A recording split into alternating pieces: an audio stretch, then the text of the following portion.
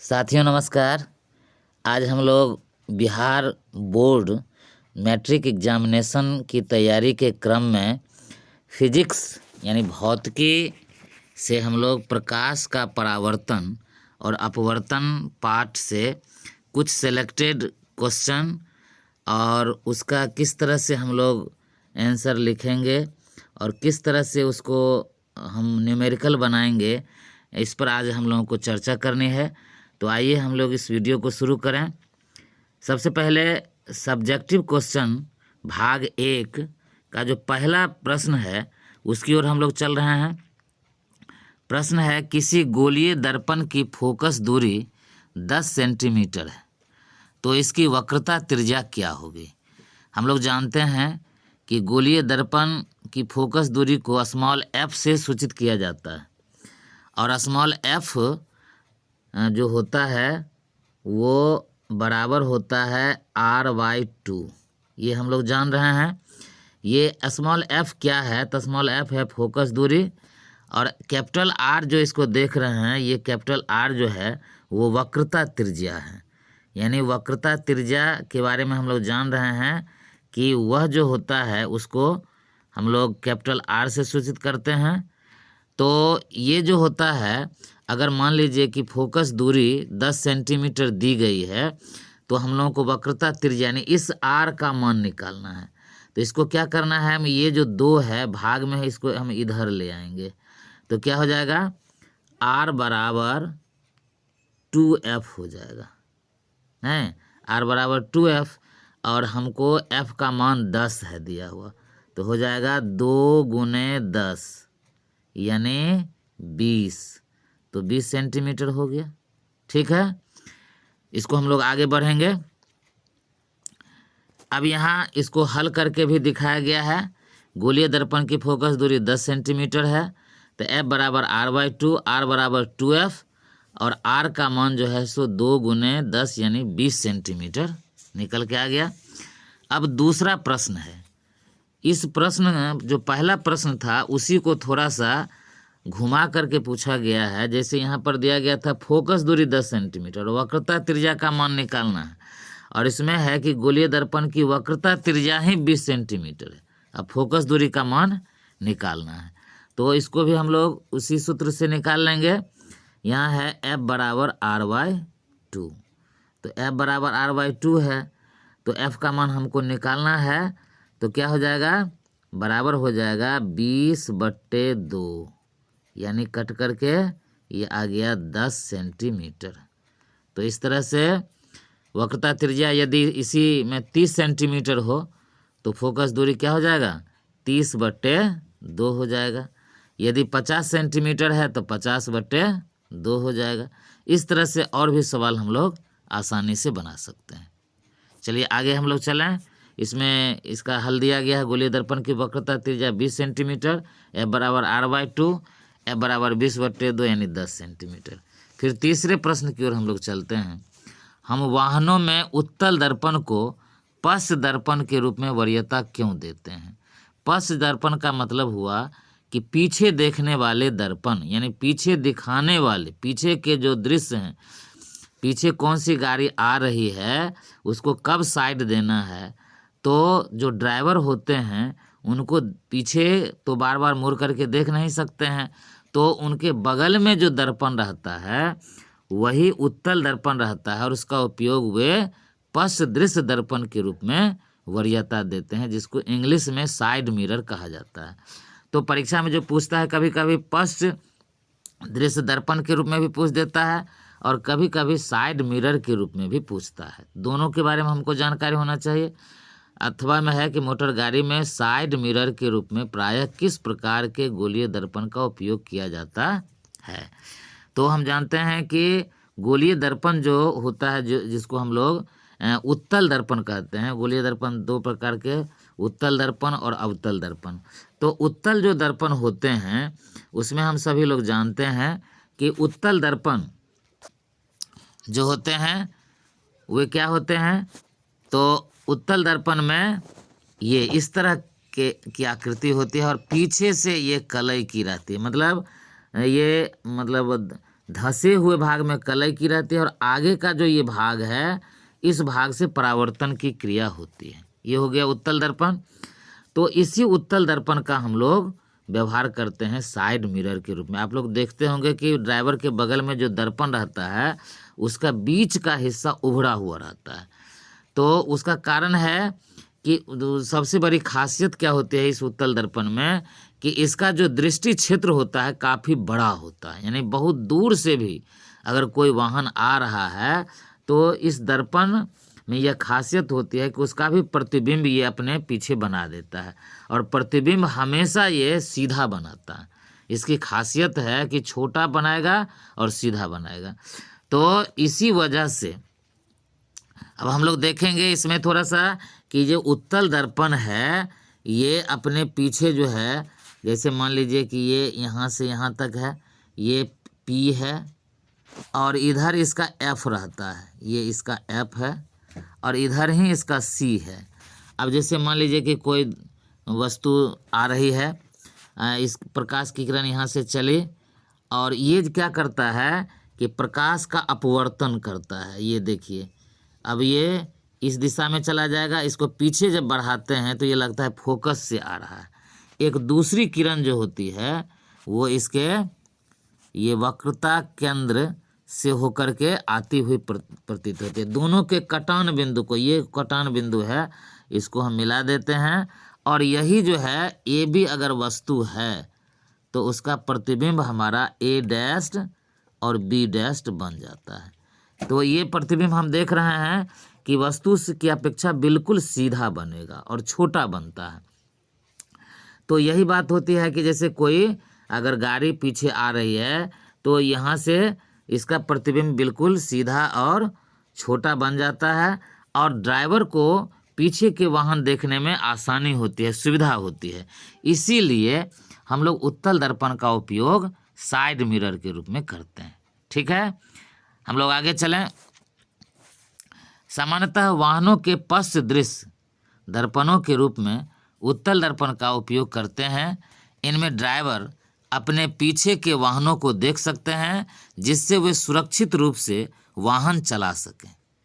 उत्तल दर्पणों को इसलिए भी प्राथमिकता दिया जाता है क्योंकि ये सदैव सीधा प्रतिबिंब बनाते हैं, लेकिन वह छोटा होता है।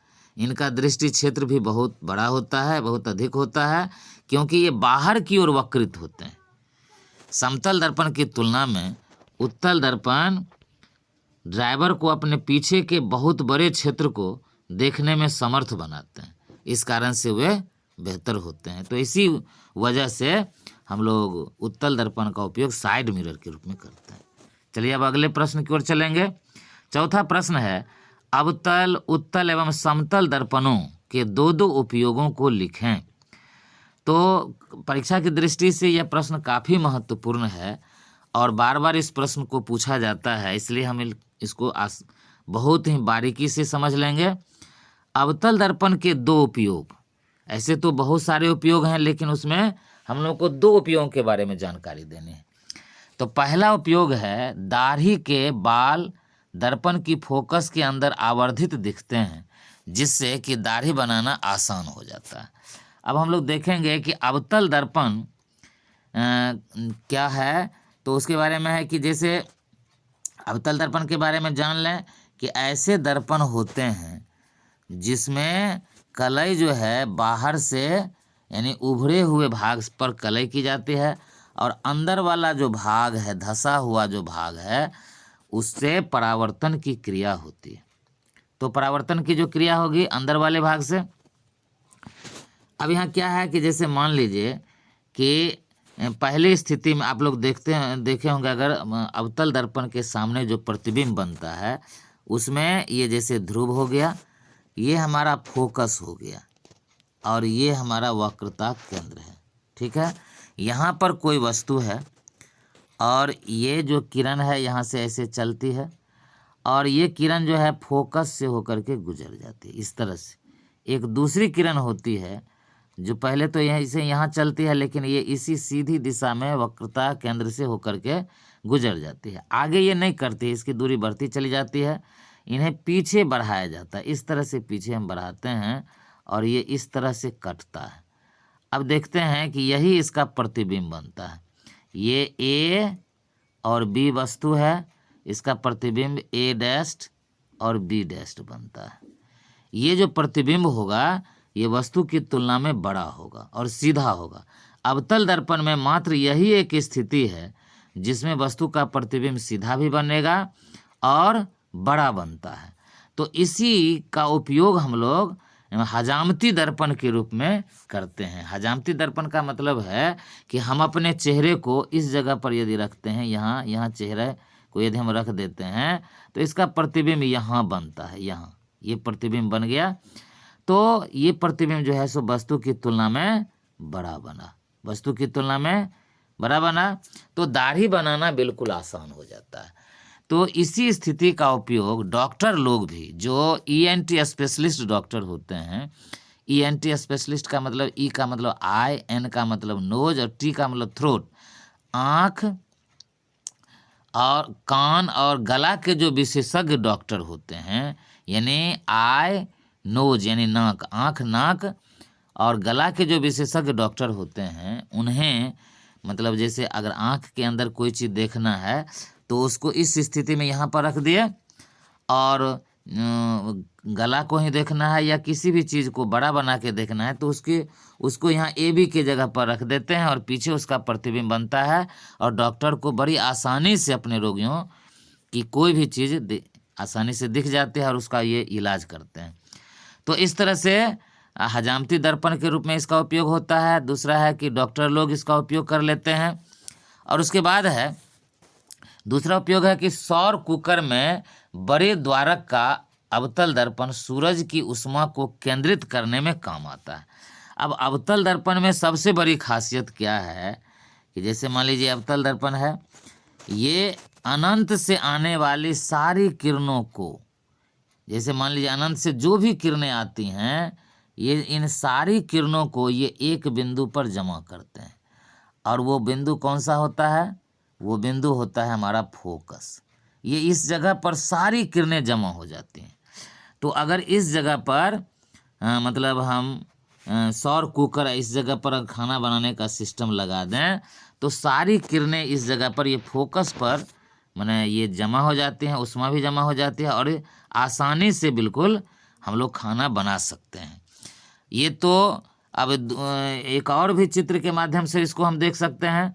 जैसे मान लीजिए हमारा ये अवतल दर्पण है, टेक्स्ट बुक में जो दिखाया है, ये अभी से पहले जो बता रहे तो भारती भवन से था, टेक्स्ट बुक में जो दिखाया है उसके मुताबिक इस तरह से किरणें आती हैं, ऐसे आती हैं, इस तरह से किरणें आती हैं और इस तरह से सारी किरणें यहाँ जमा हो जाती हैं, ऐसे ऐसे सारी किरणें जमा हो जाती हैं, यहाँ से आती हैं और ये सारी किरणें ऐसे जमा हो जाती हैं। तो ये जो है फोकस है। और इस तरह से क्या है कि अवतल दर्पण का उपयोग हम लोग मतलब क्या करते हैं कि उस ऊष्मा को केंद्रित करने में करते हैं और सौर ऊर्जा का इसमें इस्तेमाल हम लोग खाना बनाने में करते हैं। चलिए आगे चलते हैं।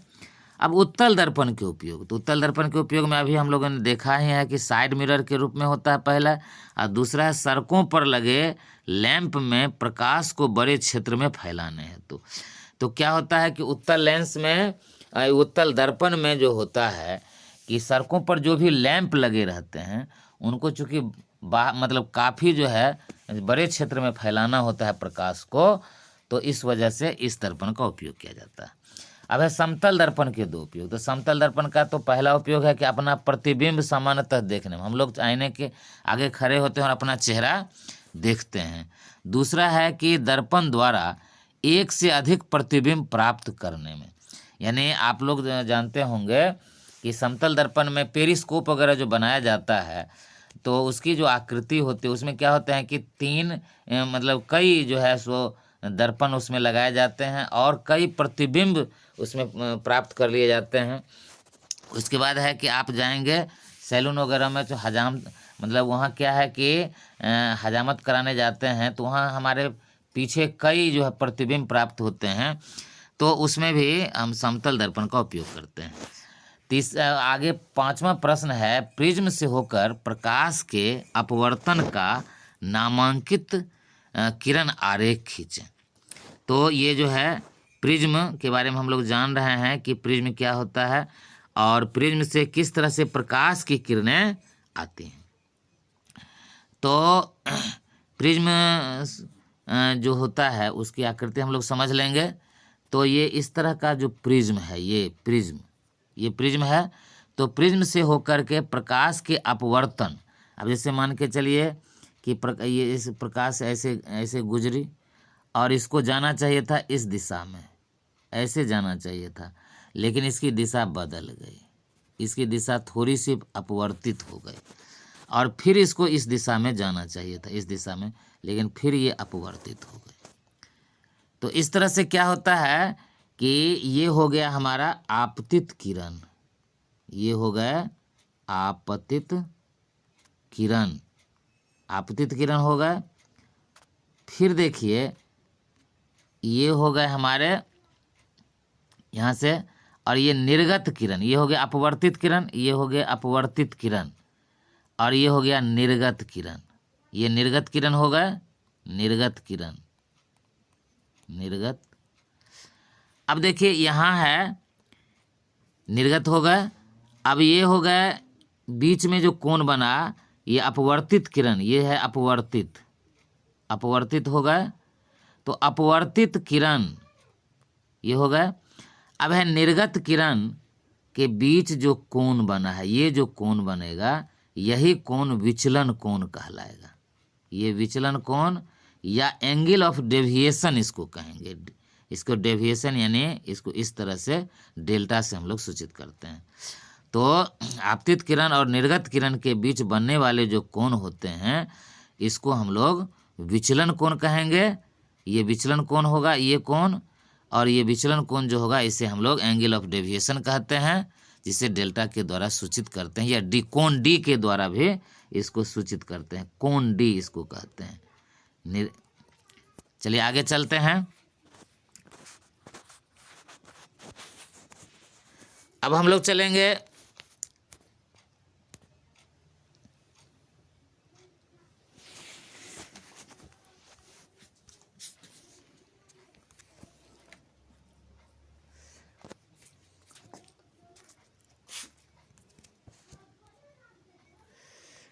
अब अगला प्रश्न है, उत्तल लेंस को अभिसारी लेंस कहते हैं, क्यों? उत्तल लेंस पर जब प्रकाश की समांतर किरणें आपतित होती हैं तो लेंस से अपवर्तन के पश्चात ये समांतर किरणें एक बिंदु पर मिलती हैं। यानी देखिए उत्तल लेंस को हम लोग अभिसारी लेंस क्यों कहते हैं, इसको हम चित्र के माध्यम से देख लेंगे। तो उत्तल लेंस देखिए, ये है उत्तल लेंस हमारा। अब ये है, मान के चलिए कि मुख्य अक्ष हमारा है, इसमें जितनी भी किरणें इसके समानांतर मुख्य अक्ष के समानांतर जाएगी वो सारी की सारी किरणें एक बिंदु पर जमा हो जाएंगी। तो जो जमा किरणें होती हैं इन्हीं को अभिसरण कहते हैं। सारी किरणें चूंकि एक बिंदु पर जमा होगी, ये जो हमारा बिंदु होगा ये अभिसरण का बिंदु होगा, इसलिए उत्तल लेंस को हम लोग अभिसारी लेंस भी कहते हैं। अब है कि उत्तल लेंस पर जब प्रकाश की समांतर किरणें आपतित होती हैं तो लेंस से अपवर्तन के पश्चात समांतर किरणें एक बिंदु पर मिलती हैं। इससे स्पष्ट होता है कि उत्तल लेंस समांतर किरणों को अभिसरित करता है। अभिसरित का मतलब एक बिंदु पर मिलाता है।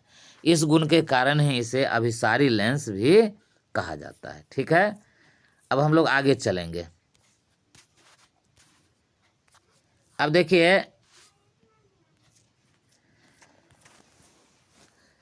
सातवां प्रश्न है कि सरल सूक्ष्मदर्शी क्या है? किरण आरेख इसको खींचना है।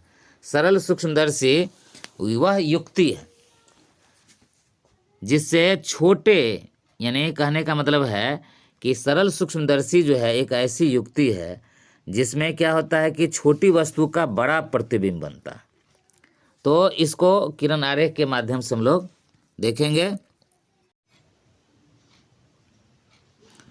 सरल सूक्ष्मदर्शी में हम लोग जानते हैं कि छोटी वस्तु का आवर्धित प्रतिबिंब प्राप्त किया जाता है।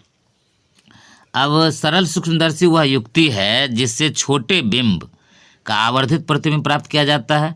सरल सूक्ष्मदर्शी के रूप में एक उत्तल लेंस का उपयोग किया जाता है।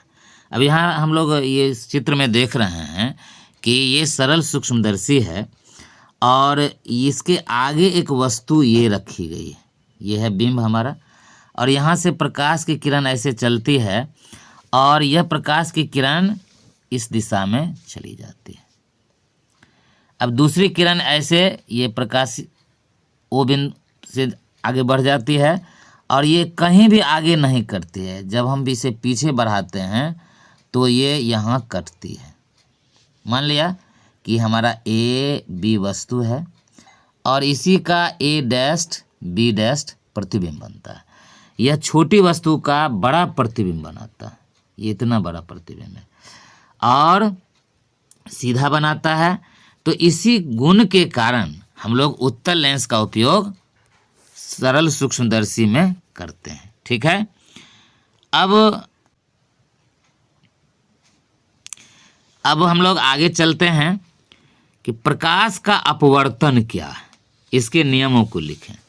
प्रकाश किरण जब एक पारदर्शी माध्यम से दूसरे पारदर्शी माध्यम में तिरछी प्रवेश करती है तो दोनों माध्यमों को अलग करने वाली जो सतह होती है जिसको अंतरा पृष्ठ कहते हैं। जैसे मान लीजिए कि अब ये हवा है, मान लीजिए कि ये हवा है और ये पानी, तो दोनों माध्यम को अलग करने वाली जो पृष्ठ है इसी को अंतरा पृष्ठ कहेंगे या इंटरफेस कहेंगे। तो यही जो है ये अंतरा पृष्ठ जो होती है वो यहाँ जैसे प्रकाश किरण ऐसे आई तो इसको इस दिशा में आगे बढ़ना चाहिए था, लेकिन इसने अपनी दिशा बदल ली और यह मान लीजिए अभिलंब है। तो इसमें क्या होता है कि हम लोग याद करने के लिए कि जब कोई प्रकाश की किरण विरल माध्यम से सघन माध्यम में आती है तो वो अभिलंब की ओर सटती है, अभिलंब की ओर मुड़ती है। विरल माध्यम हवा है, सघन माध्यम पानी है। जो इसको ऐसे जाना चाहिए था लेकिन ये ऐसे थोड़ी सी दिशा इसने बदल लिया, अभिलंब की ओर चली आई, नहीं इतना ये भाग इसने छोड़ दिया। अब हम लोग इसी का जस्ट उल्टा, यदि ये मान लीजिए कि यहीं पानी है और यहाँ हवा है, तब क्या होगा, तब प्रकाश किरण ऐसे आएगी, ये मान लीजिए अभिलंब है और तब ये अभिलंब से थोड़ा सा इसको जाना चाहिए था इस दिशा में ऐसे, लेकिन थोड़ा सा हट जाएगा, ये इसकी दिशा बदल जाएगी। तो यही है, यानी प्रकाश की किरण जब एक पारदर्शी माध्यम से दूसरे पारदर्शी माध्यम में तिरछी प्रवेश करती है तो दोनों माध्यमों को अलग करने वाली सतह पर किरण मुड़ जाती है। सघन माध्यम में आपतन बिंदु पर अभिलंब की ओर मुड़ी, जबकि विरल माध्यम में अभिलंब से दूर हटती है। इस घटना को प्रकाश का अपवर्तन कहते हैं। बहुत सारे विद्यार्थी को इस यहाँ थोड़ा सा कन्फ्यूजन हो जाता है, तो थोड़ा सा याद रखने के लिए हम थोड़ा सा इसको एक चीज़ से जोड़ देते हैं। जैसे मान लीजिए कि सघन है, ये हमारा इधर सघन है और इधर मान लीजिए विरल है, तो इसको हम लोग ये जान लें कि जैसे सघन का मतलब हुआ कि जिसके पास संपत्ति ज़्यादा है, विरल का मतलब जिसके पास संपत्ति कम है। अब क्या होता है कि समाज में देखने में आता है कि जैसे जिसके पास संपत्ति नहीं है या कम है तो उससे लोग दूर हटते हैं। तो यहाँ भी ये है कि जैसे मतलब ये अभिलंब है तो इसको जाना चाहिए था ऐसे, लेकिन ये दूर थोड़ा सा हट गया। अब जो संपत्ति वाले लोग हैं तो उनसे क्या होता है कि लोग, समाज के लोग क्या करते हैं कि उनमें लोग उनसे घनिष्ठता स्थापित करते हैं।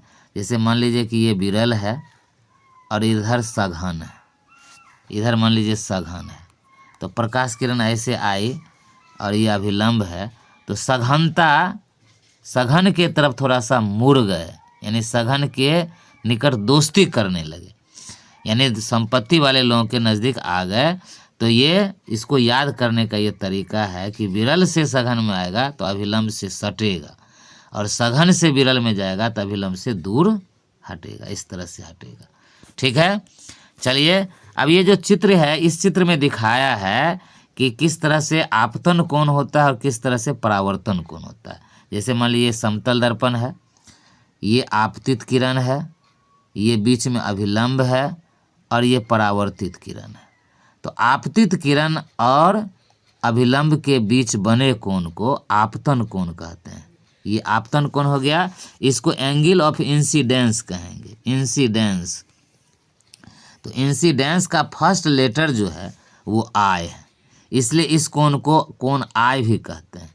और परावर्तित किरण और अभिलंब के बीच बने कोण को परावर्तन कोण कहते हैं। इसको एंगल आर भी कहते हैं, क्योंकि इसका जो फर्स्ट लेटर है वो है रिफ्लेक्शन, एंगल ऑफ रिफ्लेक्शन। इसको कहेंगे एंगल ऑफ रिफ्लेक्शन, यानी परावर्तन कोण।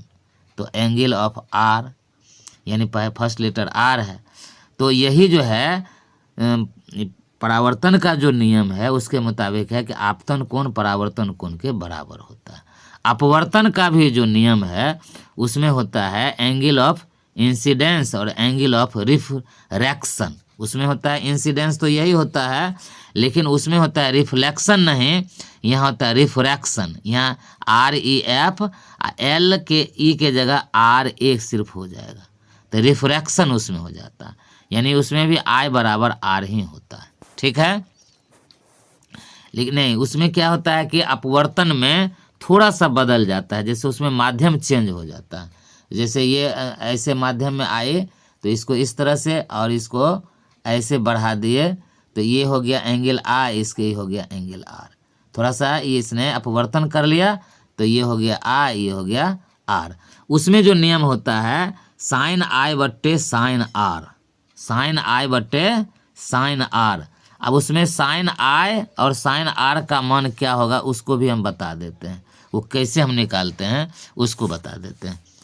तो उसमें क्या होता है कि उसको हम थोड़ा सा देख लेते हैं, आसानी से समझ जाएंगे कि अपवर्तन जो होता है किसी भी प्रकाश का, जैसे मान लीजिए ये है, इसको ये जैसे हवा है और जैसे ये पानी है, तो मान लीजिए कि इसको इस दिशा में जाना चाहिए था, ये मान लीजिए ये अभिलंब है, ये इसकी दिशा बदल गई, ये हो गया साइन I और साइन इस ये हो गया R हमारा।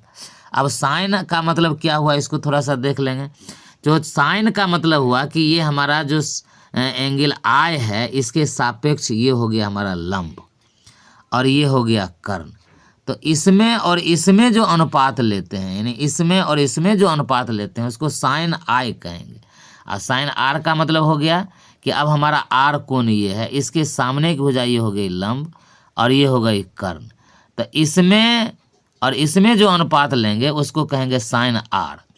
तो ये बट्टा ये बराबर ये बट्टा ये कांस्टेंट हो जाएगा, यानी साइन I यानी ये बट्टा ये, यानी ये बट्टा ये और ये बट्टा ये दोनों का जो अनुपात होगा वो नियतांक होगा, इसको कांस्टेंट कहेंगे, यानी बदलने वाला नहीं होगा।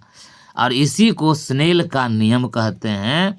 स्नेल जो बहुत बड़े भौतिक शास्त्री थे, उनके सम्मान में इस नियम को हम लोग स्नेल का नियम भी कहते हैं। ठीक है, तो अपवर्तन के नियम आपतित किरण, अपवर्तित किरण तथा आपतन बिंदु पर खींचा गया अभिलंब सभी एक ही तल में होते हैं। किन्हीं दो माध्यमों और प्रकाश के किसी निश्चित वर्ण, जैसे लाल है तो दोनों तरफ लाल ही होना चाहिए, ऊपर भी लाल और नीचे भी लाल, जैसे यहाँ है ऊपर भी लाल नीचे भी लाल, बैगनी ऊपर भी तो नीचे भी बैगनी। तो इसी को कहते हैं किसी विशेष वर्ण के लिए आपतन कोण की ज्या तथा अपवर्तन कोण की ज्या का अनुपात एक नियतांक होता है जो अपवर्तनांक कहलाता है। इसको हम लोग अपवर्तनांक भी कहते हैं और अपवर्तनांक को इंग्लिश में रिफ्रैक्टिव इंडेक्स कहते हैं, रिफ्रैक्टिव इंडेक्स। तो ये है इंडेक्स हमारा रिफ्रैक्टिव इंडेक्स, तो इसको अपवर्तनांक भी कहते हैं। ठीक है, अब मानव नेत्र में आ जाएंगे। मानव नेत्र में कुछ न्यूमेरिकल सवाल है जो परीक्षा की दृष्टि से काफ़ी महत्वपूर्ण है। बहुत छोटा सवाल है लेकिन बहुत अच्छा सवाल है। प्रश्न है कि 10 मीटर फोकसांतर वाले किसी अवतल लेंस की क्षमता ज्ञात करें। अब देखिए फोकसांतर यहाँ दिया है, फोकसांतर देख करके हम लोग थोड़ा भ्रमित नहीं हो। फोकसांतर पुरानी किताब में, टेक्स्ट बुक किताब में फोकसांतर है, लेकिन जो नई किताबें हैं उसमें कहीं कहीं फोकस दूरी है। तो फोकस दूरी और फोकसांतर दोनों एक ही है, नहीं, अर्थात उसको स्मॉल f से सूचित करते हैं, इसी को फोकसांतर कहा जाता है। तो f हो यहाँ f बराबर -10, तो -10 मीटर है। देखिए ध्यान से हमको देखना है कि ये माइनस में है और मीटर में है। तो पहले तो मीटर को हम लोगों ने क्या किया, तो ये 10 मीटर फोकसांतर वाले किसी अवतल लेंस की क्षमता ज्ञात करें। तो ये है कि इसमें 10/1, ये 10 मीटर है, यहाँ सेंटीमीटर होना चाहिए था। तो सेंटीमीटर हम इसको मान लेंगे, ये मीटर नहीं, इसको हम मान लेंगे सेंटीमीटर। तो सेंटीमीटर में इसको हम F बराबर -10 सेंटीमीटर है, तो 10 में 100 से भाग दे दिए तो मीटर में बदल गया। अब मीटर में बदल गया, ये हमारा मीटर है, तो 1/10 मीटर हो जाएगा। अब P बराबर हम जानते हैं, P का मतलब हुआ पावर ऑफ लेंस। तो लेंस की जो क्षमता होती है फोकस दूरी का व्युत्क्रम होता है, P बराबर 1/f होता है। तो P बराबर हो गया 1/10। तो ये 10 चला गया ऊपर। चूँकि यहाँ क्या है कि -10 इसलिए है कि लेंस हमारा है अवतल। तो देखिए अवतल जो लेंस होगा वो लेंस क्या होगा, इसमें फोकस यहाँ होगा और वस्तु यहाँ है, तो प्रकाश किरण जब आएगी तो क्या होगी कि ये अपवर्तित होगी। ऐसे इसको पीछे बढ़ाए जाने पर ये यहाँ से कटती हुई मालूम पड़ेगी, ये पीछे बढ़ा है तो करती हुई मालूम पड़ रही है। तो यहाँ जो नई चिन्ह परिपाटी है उसके मुताबिक लेंस के बाईं तरफ जितनी भी दूरी मापी जाती है सब माइनस में होती है। तो इधर से इधर की दूरी मापी जा रही है, इसलिए माइनस हो जाएगा। इसलिए F बराबर हो गया -10 है, तो 10 -10 ऊपर चला गया, यहाँ माइनस होगा, तो -10 ऊपर गया तो -10 डायोप्टर हो गया। चलिए अब दृष्टि दोष क्या है, यह कितने प्रकार का होता है। तो दृष्टि दोष की सामान्य परिभाषा हम लोग लेते हैं कि आंख में उत्पन्न वैसी विसंगति जिसके कारण कोई स्वस्थ नेत्र वाले प्राणी किसी वस्तु को देखने में असक्षम पाते हैं, तो वह दृष्टि दोष कहलाती है, विसंगति। अब देखिए, अथवा हम इसको दूसरे रूप में कह सकते हैं कि वह दोष जिसके कारण कोई नेत्र वाले प्राणी निकट या दूर स्थित वस्तु को देखने में असक्षम पाते हैं या स्पष्ट रूप से देख नहीं पाते हैं, तो वह दोष जो है दृष्टि दोष कहलाता है। दृष्टि दोष मुख्य रूप से ऐसे तो 4 प्रकार के होते हैं, लेकिन हम लोग यहाँ पर 3 की चर्चा की, हालांकि हम चारों की चर्चा कर लेंगे। तो पहला है निकट दृष्टि दोष। अब निकट दृष्टि दोष क्या है, तो सबसे पहले तो निकट दृष्टि दोष की अंग्रेजी हम जान लेंगे, शॉर्ट साइटेडनेस। निकट दृष्टि दोष की अंग्रेजी होती है शॉर्ट साइटेडनेस। यानी शॉर्ट साइटेडनेस का मतलब क्या हुआ, तो शॉर्ट साइटेडनेस यानी शॉर्ट साइटेडनेस का मतलब हुआ कि आँख में उत्पन्न वैसी विसंगति जिसके कारण जो नेत्र वाले प्राणी हैं वो निकट की वस्तु तो आसानी से देख लेते हैं, निकट की वस्तु उनको देखने में कोई दिक्कत नहीं होती। कहिए आप लोगों को थोड़ा सा यहाँ पर हैरानी होगी कि निकट की वस्तु देख लेते हैं तो निकट दृष्टि दोष नाम कैसे पड़ा। तो इसमें दोष यही है कि निकट की ही वस्तु को देखते हैं, दूर की वस्तु को भी देखना चाहिए था, इसलिए इस दृष्टि दोष का नाम पड़ गया निकट दृष्टि दोष। यानी निकट की वस्तु को आसानी से देख लेते हैं। अब निकट दृष्टि दोष क्यों होता है, तो उसमें कारण क्या होता है कि निकट दृष्टि दोष में माने व्यक्ति को जो मतलब वस्तु का जो प्रतिबिंब है वो रेटिना पर नहीं बन पाता है, यानी रेटिना के आगे बन जाता है। अब इसकी प्रक्रिया हम थोड़ा देख लें। जैसे मान लीजिए कि ये हमारी आँख है, ये हमारा ये रेटिना है, नेत्र लेंस यहाँ है। अब जैसे कोई वस्तु है, यहाँ से प्रकाश किरण चली, अब वो मतलब है कि रेटिना के आगे, अर्थात इनको बनना चाहिए था यहाँ प्रतिबिंब, लेकिन बन गया यहाँ प्रतिबिंब। अब आगे बन गया तो थोड़ा सा किरण को पीछे ले जाना है, तब किरण को पीछे ले जाने के लिए किस लेंस का इस्तेमाल करेंगे, तो अवतल लेंस का इस्तेमाल, या इसी को अपसारी लेंस भी कहते हैं।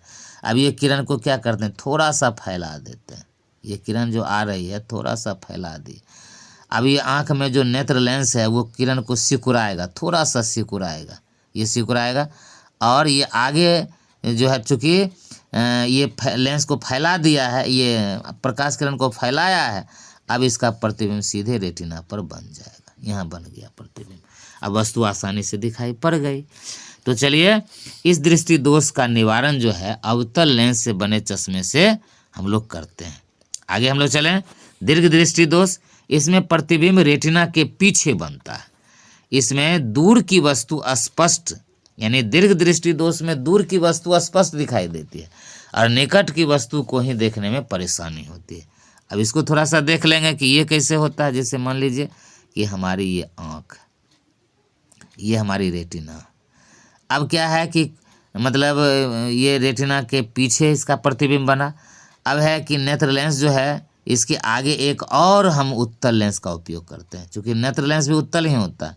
अब क्या करता है कि ये किरणों को सिकुड़ाता है, थोड़ा सा सिकुड़ाया ये और थोड़ा सा ये भी सिकुड़ा दिया। अब क्या है कि जो पीछे बनता था वो अब इसको सही जगह पर बनना शुरू कर गया। तो दीर्घ दृष्टि दोष का निवारण जो है उत्तल लेंस से बने चश्मे के उपयोग से करते हैं। अब आते हैं अबिंदुकता। आँख की लेंस में सममिति के अभाव के कारण किसी एक वस्तु का प्रतिबिंब एक न बनकर कई बनने लगता है। कभी कभी हम लोग देखते होंगे कि कोई आदमी कहते हैं कि वो आदमी जो आ रहा है वो उसका फोटो जो है एक नहीं, हमको चार चार आदमी दिखाई दे रहा है। तो उसमें वही होता है कि आँख का जो लेंस है उसका जो सममिति है, सिमेट्रिकल, उसका अभाव हो जाता है, जिसके कारण वो बिंदु जो है एक जो है अनेक बिंदु के रूप में प्रतिबिंब बनते हैं। इसी को अबिंदुकता कहते हैं। इसमें भी कोई वस्तु स्पष्ट दिखाई नहीं देती है। अब चौथा दृष्टि दोष भी होता है, जो जिसको हम लोग जरा दूरदर्शिता कहते हैं। जरा दूरदर्शिता। अब जरा दूरदर्शिता क्या है, इसको थोड़ा सा हम लोग शब्द पर जाएंगे। जरा दूरदर्शिता, या इसको जरा दूरदृष्टिता भी कहते हैं। जरा दूरदृष्टिता, यानी जरा का मतलब हुआ बुढ़ापा। बुढ़ापे की अवस्था में हमारी जो सिलियरी पेशियां हैं उसकी लचक कम हो जाती है, और जिसके कारण क्या होता है कि हमारे आँख में ऐसी खासियत होती है कि निकट की वस्तु को भी आसानी से देख लेती है और दूर की वस्तु को भी आसानी से देख लेती है। यानी फोकस दूरी को कभी बढ़ा देती है, कभी घटा देती है। तो इस पावर को, ये जो क्षमता है उसको पावर ऑफ एकोमोडेशन कहते हैं, समायोजन की क्षमता कहते हैं। लेकिन बुढ़ापे की अवस्था में किसी व्यक्ति में आँख की जो सिलियरी पेशियाँ हैं उसमें तनाव बढ़ जाता है, उसकी लचक कम हो जाती है, जिसके कारण अपने से वो फोकस दूरी को न घटा पाता है न बढ़ा पाता है, जिसकी वजह से न निकट की वस्तु ठीक से दिखाई देती है न दूर की वस्तु ठीक से दिखाई देती है। तो ऐसी स्थिति में व्यक्ति को काफ़ी दिक्कत होती है। तो इस दृष्टि दोष को दूर करने के लिए बायफोकल लेंस का इस्तेमाल किया जाता है। इसमें उत्तल लेंस और अवतल लेंस दोनों एक ही चश्मे में होते हैं और व्यक्ति दूर की वस्तु को भी आसानी से देख लेते हैं और निकट की वस्तु को भी आसानी से देख लेते हैं। अब अगला प्रश्न हमारा है, रेलवे के सिग्नल का प्रकाश लाल रंग का ही क्यों होता है? अब हम लोग देखते हैं कि रेलवे का जो सिग्नल होता है या झंडी जो होता है वो लाल रंग का, रोकने वाली, ट्रेन को रोकने वाली जो झंडी होती है वो लाल रंग का ही होता है। उसका कारण क्या है? तो लाल रंग का जो प्रकाश होता है उसका तरंगदैर्घ्य सबसे ज़्यादा होता है, अधिकतम होता है। अब देखिए उसमें उसको थोड़ा सा हम लोग देख लें कि कैसे उसका जो है, तो उसमें क्या होता है, जैसे ये प्रिज्म है, जैसे मान ये प्रिज्म है। अब जैसे अब ये प्रकाश किरण ऐसे आ रही है, अब ये जैसे वर्णपट है, जैसे मान लीजिए कि ये 7 अलग अलग रंगों में बट जाएगा, ये 7 अलग अलग रंग में है। तो क्या है कि सबसे निचला जो हिस्सा होगा वो बैगनी का होगा, बैजानी पिनाला, बैगनी, जामुनी, नीला, हरा, पीला, नारंगी, लाल। तो बैजानी पिनाला सबसे नीचे, यानी सबसे अधिक विचलन जो होता है वो बैगनी रंग का, और सबसे कम विचलन लाल रंग का होता है। इसलिए लाल सबसे ऊपर ही होता है। अर्थात लाल रंग एक ऐसा रंग है जो दूर से ही व्यक्ति को दिखाई देता है, क्योंकि उसका तरंगदैर्घ्य जो होता है सबसे ज़्यादा होता है। तो इसी वजह से हम लोग लाल रंग का ही इस्तेमाल करते हैं, किस रूप में? रेलवे के सिग्नल का प्रकाश, ताकि ड्राइवर को दूर से ही वो सिग्नल दिखाई दे जाए और उसे स्पष्ट रूप से पता चल जाए कि आगे कुछ दिक्कत है, बाधा है, ताकि वो ट्रेन को रोक दे। तो इसका इस्तेमाल हम लोग इसी वजह से करते हैं। अब आगे प्रश्न है, 12वां प्रश्न है, तारे क्यों टिमटिमाते हैं? तो चूंकि तारे जो होते हैं पृथ्वी की तुलना में बहुत दूर होते हैं, वहाँ से प्रकाश आने में कई वर्ष लग जाते हैं, कई प्रकाश वर्ष लगते हैं, तो काफ़ी दूर होते हैं। तो वहाँ से जब प्रकाश की किरणें चलती हैं और पृथ्वी तक आती हैं, तो पृथ्वी के ऊपर वायुमंडल का घेरा है और इसमें कई जो है परतें हैं, क्षोभ मंडल, समताप मंडल, आयन मंडल, बहुत सारी परतें हैं। और जैसे यहाँ पर तारे हैं, मान लीजिए बहुत दूर तारे हैं हमारे, तो वहाँ से जो किरणें आ रही हैं वो किरणें क्या होंगी? वो किरणें जब ये वायुमंडल में प्रवेश करती हैं तो इसकी सघनता, वायुमंडल की जो सघनता, ऊपर में कम सघन है, उसके नीचे ज़्यादा सघन है। तब जैसे मान के चलिए यहाँ से किरण आ रही है, इसको सीधा जाना चाहिए था लेकिन थोड़ा मुड़ गया, फिर इसको सीधा जाना चाहिए लेकिन फिर मुड़ गया, फिर सीधा जाना चाहिए था फिर मुड़ गया। इस तरह से मुड़ते मुड़ते हमारे आँखों तक ये आती है और तब ये प्रकाश किरण अगर सीधे हम बढ़ाएं तो लगता है यहाँ से नहीं आ रही हैं बल्कि यहाँ से आ रही। तो तारे जो है वो एक जगह से लगता है कि कभी यहाँ से आ रही है किरण, कभी यहाँ से आ रही है, कभी यहाँ से आ रही, इसलिए तारे टिमटिमाते हैं। तारे क्या करते हैं? टिमटिमाते हैं। तो यही वजह है तारे के टिमटिमाने का। अब अगला प्रश्न, किसी अंतरिक्ष यात्री को आकाश नीले की अपेक्षा काला क्यों प्रतीत होता है? तो हम जानते हैं कि अंतरिक्ष यात्री आकाश में उस ऊंचाई पर होते हैं जहां कोई वायुमंडल नहीं होता। चूँकि बहुत दूर यदि हम यहाँ से निकल जाएं, लगभग अगर 1000 किलोमीटर से ऊपर चले जाएं, तो कोई वायुमंडल नहीं है, कुछ भी नहीं है, जिसको निर्वात हम लोग कहते हैं। और वहाँ अगर चले जाएं तो चूँकि वायुमंडल नहीं है, तो वायुमंडल में जो घुले हुए छोटे छोटे कण हैं वे नहीं हैं, और वे जो छोटे छोटे कण हैं वही प्रकाश का प्रकीर्णन करते हैं, यानी प्रकाश को छिटकाते हैं, जिसके कारण जो है सो आकाश का रंग नीला दिखाई पड़ता है। लेकिन वहाँ चूँकि वायुमंडल है नहीं, प्रकाश का प्रकीर्णन नहीं होता है, ना बर्तन होता है, तो इस वजह से क्या होता है, प्रकाश के प्रकीर्णन नहीं होने के कारण आकाश का रंग जो है वो कोई भी रंग चूँकि प्रकीर्णित होता ही नहीं है, तो आकाश का रंग काला दिखाई पड़ता है। नहीं तो अंतरिक्ष यात्री आकाश में उस ऊंचाई पर होते हैं जहां वायुमंडल नहीं होता है और नहीं प्रकाश का प्रकीर्णन हो पाता है, इसीलिए उन्हें आकाश नीला नहीं बल्कि काला प्रतीत होता है। अब हम लोग आ जाएंगे विद्युत धारा पाठ से। तो इसका जो प्रश्न है, 14वां प्रश्न है, प्रतिरोध क्या है, इसका मान एवं मात्रक लिखें।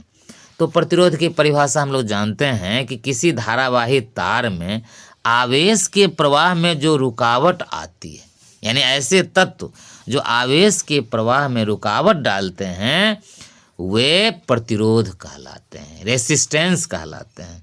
प्रतिरोध को इंग्लिश में हम लोग रेसिस्टेंस कहते हैं। इसका पहला जो अक्षर है आर है और इसीलिए प्रतिरोध को हम लोग आर से सूचित करते हैं। तो इसका मात्रक ओम होता है, इस तरह से ओम हुआ। तो ये जो है प्रतिरोध है, और प्रतिरोध का सीधा आशय यही है कि हम लोग विद्युत धारा के प्रवाह में जो तत्व रुकावट डालते हैं वे प्रतिरोध कहलाते हैं। अब अगला प्रश्न है, सिद्ध करें कि 1 किलोवाट घंटा बराबर 3.6 गुने 10⁻6 जूल अथवा 1 किलोवाट घंटा कितने जूल के बराबर होता है। अब इसको हम लोग देख लेंगे। 1 किलोवाट घंटा को हम लोग बदल देंगे। सबसे पहले तो 1 किलोवाट बराबर 1000 वाट, जैसे 1 किलोग्राम बराबर 1000 ग्राम, तो इसी तरह से 1 किलोवाट बराबर 1000 वाट गुने 1 घंटा को हम लोग पहले मिनट में तो 60 मिनट, मिनट को सेकेंड में बदलेंगे तो 60। तो इसका मतलब हो जाएगा कि अब 1 घंटा को हम लोग 60 गुने 60 और इसमें 1000 से गुना कर दिए। इस तरह से क्या हो जाता है, 6×6 36, 3600 पर 3 गो और सुनना पड़ेगा हैं। इस तरह से क्या हो जाएगा, अब 36 को भी क्या करते हैं 3.6 कर देते हैं, गुने 10 कर देंगे। अब इस पर भी एक पर 2 3 5 शून्य, 1 2 3 4 5, अब ये 5 शून्य और 1 शून्य, 6 शून्य हो जाएगा। तो 3.6 गुने 10 पर पावर 6, तो हमारा 1 किलोवाट घंटा हो जाएगा 3.6 गुने 10 पर पावर 6 जूल के बराबर। अब विद्युत विभव क्या है? तो किसी चालक की वह अवस्था जो यह बताए कि इसे किसी दूसरे चालक के साथ संपर्क में लाने पर विद्युत आवेश का प्रवाह किस दिशा में होगा, तो वो विद्युत विभव कहलाता है। इसको हम जैसे मान लीजिए कि एक बिंदु ये है, एक बिंदु यह है, और यहाँ से इकाई आवेश जो है यहाँ से यहाँ तक अगर जैसे मान के चलिए आता है, तो इस बिंदु पर और इस बिंदु पर, यानी ऐसी स्थिति होती है कि धारा का प्रवाह इधर से इधर की होगा या इधर से इधर की ओर होगा, ये निर्धारित होता है। किसी चालक की वह अवस्था जो यह बताए कि इसे किसी दूसरे चालक के साथ संपर्क में लाने पर विद्युत आवेश का प्रवाह इधर से इधर की होगा या इधर से इधर की ओर, तो वही जो स्थिति है, वही जो अवस्था है, ये विद्युत विभव कहलाता है। ठीक है। अब है 17वां सवाल है, प्रतिरोधों का समूहीकरण क्या है? विद्युत परिपथ के साथ वर्णन करें। तो प्रतिरोधों का समूहीकरण, ग्रुपिंग ऑफ रेसिस्टेंस, तो प्रतिरोध को जिस स्थिति में जोड़ा जाता है, ग्रुपिंग किया जाता है, उसको हम लोग प्रतिरोधों का समूहन कहते हैं। एक स्थिति ऐसी हो सकती है जो किसी सरल रेखा में हम लोग जोड़ते हैं, एक स्थिति ऐसी हो सकती है जो एक दूसरे के समानांतर हम जोड़ते हैं, नहीं, तो इस तरह स्थिति को हम लोग प्रतिरोधों का समूहीकरण कहते हैं। ये जो स्थिति है इसको हम लोग कहते हैं श्रेणी क्रम, और ये जो स्थिति है इसको हम लोग कहते हैं समांतर क्रम। अब देखेंगे, जब प्रतिरोधों को एक साथ जोड़कर परिपथ तैयार किया जाता है, प्रतिरोधों का समूहीकरण कहलाता है। श्रेणी क्रम समूहन, तो श्रेणी क्रम जो समूहन है वो यही है। यहाँ पर हम देखते हैं ये हमारा सेल है, अब यहाँ से ये बैटरी है, अब यहाँ से विद्युत धारा प्रवाहित होती है I। अब देखिए यहाँ से यहाँ तक आई, ए बिंदु पर आने के बाद ए और बी बिंदु के बीच हमने R1 प्रतिरोध को जोड़ा और जिससे धारा I प्रवाहित हो रही है। बी बिंदु और सी बिंदु के बीच हमने R2 प्रतिरोध जोड़ा, धारा I प्रवाहित हो रही। सी और डी बिंदु के बीच हमने R3 प्रतिरोध जोड़ा, धारा I प्रवाहित हो रही। और इस तरह से ये तीनों फिर मिल करके यहाँ से ये एमीटर है और यहाँ से यहाँ तक चली आई। तो प्रतिरोधों का यह जो समूहन है इसको हम लोग श्रेणी क्रम समूहन कहते हैं। इसको इंग्लिश में इन सीरीज कहते हैं, इन सीरीज। और फिर दूसरा क्रम समूहन है पार्श्व क्रम समूहन, और ये इस पार्श्व क्रम समूहन को थोड़ा सा हम लोग समझ लेंगे। इसमें देखिए ये है बैटरी, यहाँ से धारा ऐसे I प्रवाहित होती हुई आती है, फिर ए बिंदु पर आने के बाद ये 3 भागों में बट जाती है। धारा का मान भी बदल जाता है, एक I1, फिर I2 और फिर हमारा I3 हो जाता है। ये I1 है, ये I2 है और ये I3, और प्रतिरोध इसमें ये R1, फिर R2, फिर R3, और तीनों फिर मिल करके एक हो जाती है, बी बिंदु पर आती है और यहाँ से पुनः I ये प्रवाहित होती है, यहाँ चली जाती है। तो ये हमारा पार्श्व क्रम समूहन है, या इसी को समांतर क्रम समूहन भी कहा जाता है। समांतर क्रम समूहन या समानांतर क्रम समूहन, इंग्लिश में पैरेलल। तो इसको पैरेलल इसको कहेंगे ग्रुपिंग, और उसको सीरीज ग्रुपिंग कहेंगे। तो ये जो होगा हमारा पैरेलल ग्रुपिंग में जो हम लोग समतुल्य प्रतिरोध प्राप्त करते हैं वो हो जाता है, उसका भी हम लोग देख लेंगे। सबसे पहले श्रेणी क्रम में हम लोग देखेंगे समतुल्य प्रतिरोध का क्या होगा। तो इसमें श्रेणी क्रम में समतुल्य प्रतिरोध RS बराबर हो जाएगा R1 plus R2 plus R3। जैसे मान लीजिए कि ये 1 ओम है, ये 1 ओम है और ये 1 ओम है, तो इसका हो जाएगा 1 प्लस 1 प्लस 1 यानी 3 ओम हो जाएगा हमारा समतुल्य प्रतिरोध। और यही अगर समांतर क्रम में है तो उसका जो समतुल्य प्रतिरोध है उसका हो जाएगा 1/RP बराबर हो जाएगा 1/R1 plus 1/R2 plus 1/R3। अर्थात अगर ये 1 ओम है, यह भी 1 ओम है और यह भी 1 ओम है, तो इसमें 1/1 प्लस 1/1 प्लस 1/1। या हम इसको कह सकते हैं, दूसरे रूप में हम कह सकते हैं कि अगर जैसे ये अगर 2, इसको हम दूसरे रूप में कह सकते हैं, ये अगर 2 ओम है, ये 3 ओम है और ये 4 ओम है, तो 1/RP बराबर हो जाएगा 1/2 प्लस 1/3 प्लस 1/4। तो इस तरह से हम इसका योग प्राप्त कर लेते हैं। तो श्रेणी क्रम समूहन में जो होता है समतुल्य प्रतिरोध, वो तीनों का योगफल होता है। समांतर क्रम में समतुल्य प्रतिरोध होता है, उसका व्युत्क्रम का योगफल होता है। इसको कह सकते हैं दूसरे रूप में, श्रेणी क्रम में एक प्रतिरोध जो होता है वो समतुल्य प्रतिरोध से छोटा होता है, यानी समतुल्य प्रतिरोध हर अलग अलग प्रतिरोधों से बड़ा होता है। समांतर क्रम में क्या होता है कि उसमें समतुल्य प्रतिरोध जो होता है वो अलग अलग प्रतिरोधों से छोटा होता है। यही है। चलिए आगे चलते हैं। अब प्रतिरोधों का संयोजन क्या है, यह कितने प्रकार का होता है, सचित्र लिखिए। तो प्रतिरोधों का संयोजन अभी हम लोगों ने देख लिया है। उसमें वही है कि प्रतिरोधों का जो समूह है, एक होता है श्रेणी क्रम और एक होता है समांतर क्रम। इस तरह का समूहन हो जाएगा और एक होगा इस तरह का समूहन। सचित्र लिखिए, तो इसमें हम लोगों को चित्र बना देना है। आगे हम लोग सचित्र इसको देख लेते हैं। प्रतिरोधों का संयोजन 2 या 2 से अधिक प्रतिरोधों को जोड़ना ही संयोजन कहलाता है। यह 2 प्रकार का होता है। श्रेणी क्रम में इसमें दिखाया है, श्रेणी क्रम में ये है हमारा R1, ये R2 और ये R3, अर्थात R बराबर R1 plus R2 plus R3। इसमें समांतर क्रम में 1/R बराबर 1/R1 plus 1/R2 plus 1/R3। चलिए आगे चलते हैं। श्रेणी क्रम में संयुक्त करने के स्थान पर विद्युत युक्तियों को पार्श्व क्रम या समांतर क्रम में संयोजित करने के क्या लाभ हैं? तो पार्श्व क्रम या समांतर क्रम में संयोजित करने से लाभ इस प्रकार है। पहला है, प्रतिरोधों को पार्श्व क्रम में जोड़ने से किसी भी चालक में स्विच की सहायता से विद्युत धारा स्वतंत्रता पूर्वक भेजी अथवा रोकी जा सकती है। जैसे मान लीजिए कि अब हमारा श्रेणी क्रम में ही हम हैं जोड़े हुए।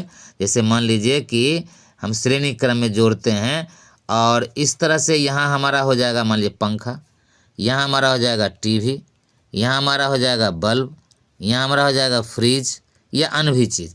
अब जैसे मान के चलिए ठंडा का समय है, पंखे की ज़रूरत नहीं है, फ्रिज की ज़रूरत नहीं है, लेकिन बल्ब और टीवी की ज़रूरत है।